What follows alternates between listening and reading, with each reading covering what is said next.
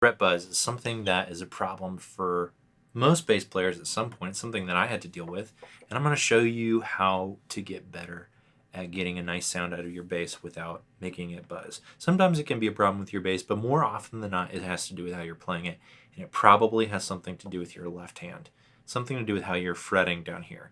That's probably where that buzz is coming from. So I'm going to show you how to play and get a nice round sound. I'm also going to show you an exercise on how to get better at getting that sound consistently when you're shifting strings, right? So first off, I think it has to do with where you're playing the note, right? So for example, when you're looking at these frets, you don't want to be too far to the left of it. You don't want to be too far to the right of it.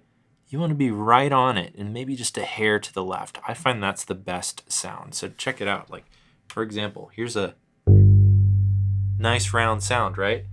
But then if I go too far to the left, you're going to get that ugly buzzing sound, or same thing to the right. It's no good, right?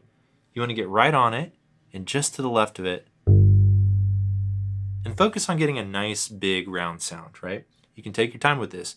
You just play one note and just focus on getting the best sound out of that one note. Another thing that might be a problem is the angle at which you're holding your hand. So maybe if you're like twisting your hand or doing something weird, it might kind of cause that string to buzz. So what you want to do is you want to be right on it, and you want to get a nice grip on the back. Take your thumb and kind of anchor it just on the middle. You're sort of rotating like this, right? That's kind of that technique that you're looking for. So you want your fingers are just parallel with the frets, right? You're not on an angle. You're straight. And that's going to help you too. So you don't want to be twisted, and you don't want to be off the fret way far to the left or to the right. You want to be right on it. So that has to do with positioning. But it's easier said than done, right? Because maybe you can get a nice sound playing one note, but then when you're starting to play a song, you're moving between notes, you're starting to introduce all of this fret buzz. And it has to do with muscle memory and not being solid when you're shifting. So I'm going to show you an exercise on how to get a good clean sound out of your bass with your left hand. What I want you to do is play that note, and we're going to go to the 3rd fret of the E string just for this example. You let it ring out, and then what I want you to do is shift to your middle finger, right? So you're holding that note down. I'm going to get closer, you can see it.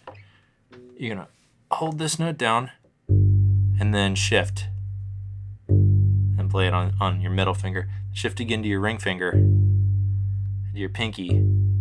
What you want to do is to be able to do it where the note never dissipates or disappears as you shift. Right? What that's going to do is it's going to help you hold that string down nice and sturdy and be able to shift. Because sometimes the problem can have to do with you're prematurely letting the pressure off of your fingers when you shift. You want to hold that note all the way through to when you're about to play the next note. So that's a way that you can start to build some of that muscle memory with shifting. You can do it on any string, any fret. And then once you can start to do that, I think it's good to practice all this stuff with a metronome. So if you don't have a metronome, just get a free one on your phone, download it, just put it on like 80 and just play one note.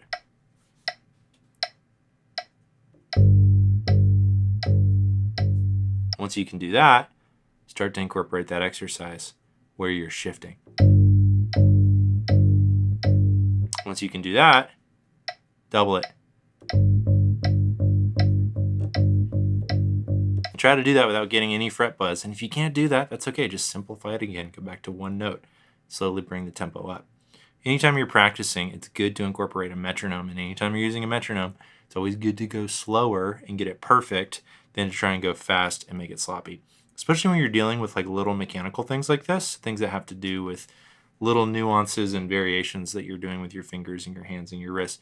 You want to really break it down into the smallest possible form, kind of start to rebuild the way that you're playing, because you might have some bad habits, right? If this video is helpful to you, I do have a course where we go way deeper into a lot of different bass stuff. I'm going to put a link to that in the description. And I try to do videos every week. So if you enjoyed this one, I hope I'll see you next week, and I'll see you in the next video. Thanks.